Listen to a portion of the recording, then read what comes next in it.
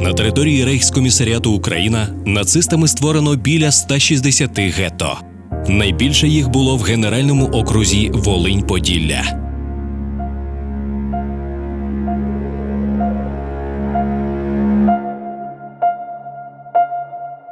Ця історія сталася давно, у роки Другої світової війни.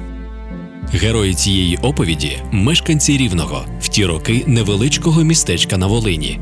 Ми розповімо про тих рівнян, яких нацисти відправили у гетто. Були серед них і діти.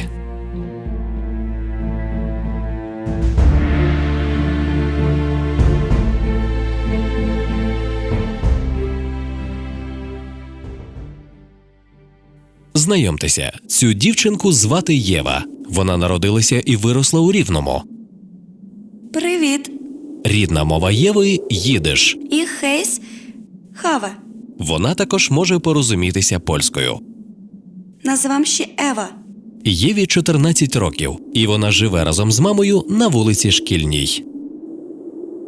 Рівне до Другої світової війни було багатомовним містом.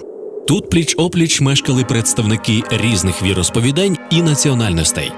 Це був гармонійний світ, в якому перетиналися і взаємодіяли між собою різні культури. Мати моя народилася і виросла в Рівному, українському місті, що принесла вона з собою до Єрусалима. Колискові пісні співала вона мені по-українському. Казки й бувальщини, Україною народжені, розповідала на івриті. Останнє покоління рівненських євреїв. Люди різного віку, фаху, статків, красиві і не дуже, успішні і навпаки, звичайні трударі, а подекуди й злидарі. Серед відомих рівнян до воєнної пори – бізнесмени Давид Сток та Майер Писюк. Останній заснував у Рівному пивоварний завод «Бергшлос», лікарі Юзеф Швідкий і Мортко Табачник, а також Леон Бехер, який зорганізував природничо-математичну гімназію. Також жили тут власниця мережі аптек Хая Санберг і громадська активістка Ханна Шраєрова. А поруч із цими успішними людьми – прості ремісники, робітники, дрібні торговці. Станом на 1930 рік вони працювали у понад 5000 ремісничих майстернях, на кількох невеличких рівненських фабриках або ж торгували. Чесно заробляли на прожиття хто як міг. Меншість жила у статках і заможності, більшість – радіючи тому, що вдалося нагодувати дітей. Коли після захоплення Польщі та нападу на СРСР терени сучасної України окупувала армія Третього рейху, становище євреїв докорінно змінилося. У роки Другої світової війни нацисти прагнули знищити цю націю. Вони здійснили геноцид євреїв – Голокост. Важливою складовою вбивства євреїв стало створення гетто. Рівненське гетто утворили в грудні 1941 року за розпорядженням нацистської окупаційної влади. Воно розташовувалося ось у цьому районі міста, на кількох вуличках вздовж залізничних колій. Мамо, а чому ми залишили наш будинок? Тому що так наказала нова влада. Відтепер ми всі маємо жити на захід від річки. А наші друзі? Гегош, Іда, Рувим і Миколка з Галинкою. Миколка з Галинкою будуть жити там, де жили. А Іду і Рувима ми скоро побачимо тут. Вони теж переселяться в гетто, як і інші євреї нашого міста? Попри те, що гетто у Рівному створено у грудні 1941 року, окремі євреї ще якийсь час проживали поза його межами. Наприкінці січня окупаційна влада оприлюднила розпорядження, яким зобов'язала завершити переселення євреїв у гетто до 15 лютого 1942 року. У так званій арійській частині міста відтепер не проживала жодна єврейська сім'я. Гетто у Рівному проіснувало 8 місяців.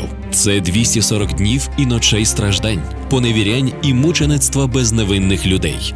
Вони опинилися у цьому пеклі лише тому, що були євреями, тими, кого керівництво Третього рейху прагнуло вбити – від старців до новонароджених.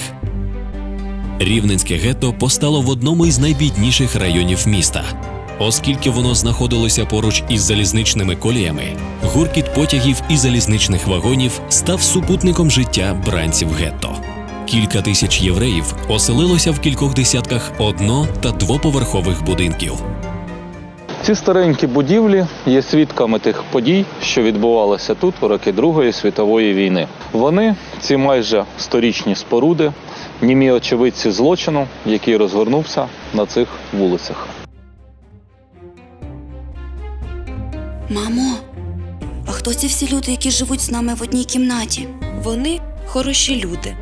Вони не чинять зла, вірять у Бога і чесно заробляли на прожиття. А тепер ми мусимо тіснитися всі разом.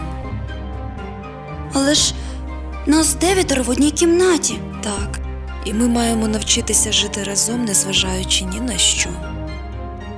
Усі мешканці гетто потрапили до списку, який уклав Юденрат – орган управління, який створили за наказом окупаційної влади. Їх було понад 5 тисяч – ремісники, кравці, слюсарі, чорноробочі.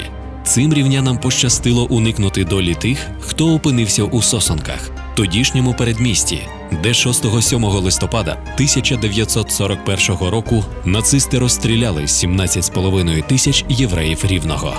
Хая Мусман – одна з небагатьох рівненських єврейок, якій пощастило вижити в Голокості. З часом вона написала про одновірців і події в Сосонках так. Всі вони були звичайними людьми. Вони були людьми, і як усі люди на світі мали право на життя. Вони загинули. Вони не встигли стати старшими. В них залишався тільки час на смерть. Гетто – досить важлива складова геноциду євреїв Голокосту. Вони утворювалися повсюдно по всій окупованій території України Третім рейхом. До гетто потрапляли тільки ті, хто володів робітничими професіями, а також члени їхніх сімей. Дорослі та діти від 14-річного віку мали щодня працювати, задовольняючи потреби рейху. Рівненське гетто було відкритим. Майже всі євреї ходили на роботу у так звану арійську частину міста. Праця на поневолювачів була передумовою їхнього життя. Тому одні з євреїв працювали на підприємствах, інші – у численних ремісничих майстернях. У 1941 році, коли фашисти зайняли місто Рівне, моя мама з батьками жила на вулиці Військової. Мамине прізвище Давидюк Галина. Поруч з ними жила єврейська родина, і мама товаришувала з дівчинкою їхньою. Коли німці почали створювати гетто, то ця родина була туди переселена. Моя мама на початку змогла піти до подружки в гетто і зустрілась там з нею. А потім вона вже дуже боялась туди йти, і більше після цього вона подругу свою не бачила. Життя бранців Рівненського гетто було особливо важким взимку 1941-42 років. Ось як описала свою роботу Варвара Барац, яку разом з іншими жінками примусили прибирати приміщення синагоги, де мала розташуватися реміснича майстерня. День був морозним, дув сильний вітер. Воду для миття вікон та підлог довелося черпати з колодязя та нести на другий поверх. У синагозі не було ніякого палива, і ми були змушені розтоплювати піч і підтримувати вогонь за допомогою розірваних єврейських молитовників, що валялися на підлозі. Ми мили підлогу теплою водою, але в синагозі було настільки холодно, що наші руки із обледенілою шматою майже примерзали до підлоги. На мені було літнє пальто. Повернувшись увечері додому та побачивши свої спухлі, почервонілі, потріскані руки, я розплакалася, як дитина. Ми реконструюємо життя бранців гетто завдяки спогадам тих, кому пощастило вижити. Я б сказала, що першочерговим завданням євреїв в той час було зберегти життя. На другому місці постало питання їжі. Адже розпорядженням гебіц-комісара Рівного євреям заборонили купувати будь-що на ринку ще з середини серпня 1941 року. Пайка хліба стала основною складовою їхнього харчування, тому їжу вони обмінювали на будь-які речі, які вони мали. Такий обмін часто густо був нерівноцінним. Експлуатація євреїв у той час стала нормою. Про будь-яку оплату праці навіть не йшлося. Клаптик паперу, довідка про те, що ти працюєш, була тимчасовою індульгенцією від смерті. Разом із дорослими в гетто опинилися діти. Їх було 1300. Вони потрапили сюди разом із батьками. Наразі їм пощастило. Вони не загинули, як понад 4 тисячі дітей, яких розстріляли у Сосонках. Проте дітвора, що опинилася в гетто, сповна зазнала усіх тих поневірянь, які випали на долю дорослих. Їх дитинство перетворилося в пекло. Мамо, я сумую за своєю лялькою. От якби вона була зі мною, мені б не було б так нестерпно в цих стінах. Мабуть, твоєю лялькою, Єва, вже давно грається донька якогось німецького солдата чи офіцера. Одного з тих, хто грабував наші будинки. У пеклі рівненського гетто вижити пощастило небагатьом. Одну дівчинку-немовля врятувала радянська підпільниця Лідія Лісовська. Ще кількох жертв врятували Яків Сухенко та Іван Шевченко.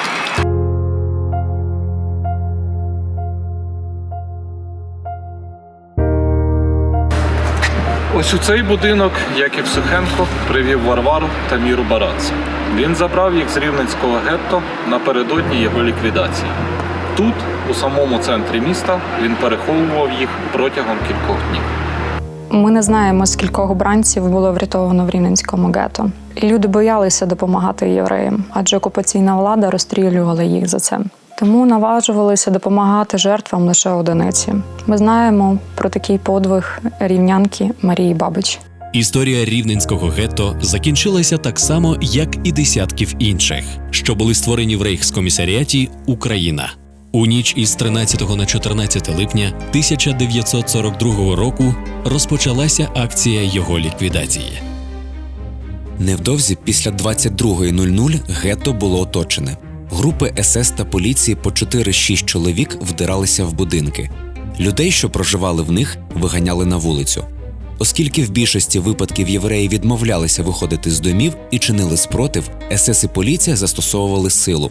Нарешті ударами хлистів, ніг, кулаків та прикладів рушниць їм вдалося очистити будинки. На вулицях жінки гукали своїх дітей, а діти – батьків. Всю ніч гнані, побиті й поранені люди рухалися освітленими вулицями. Жінки несли своїх мертвих дітей на руках. Деякі діти тягнули до потягу за руки та ноги своїх батьків. Солдати і поліція загнали євреїв у товарні вагони.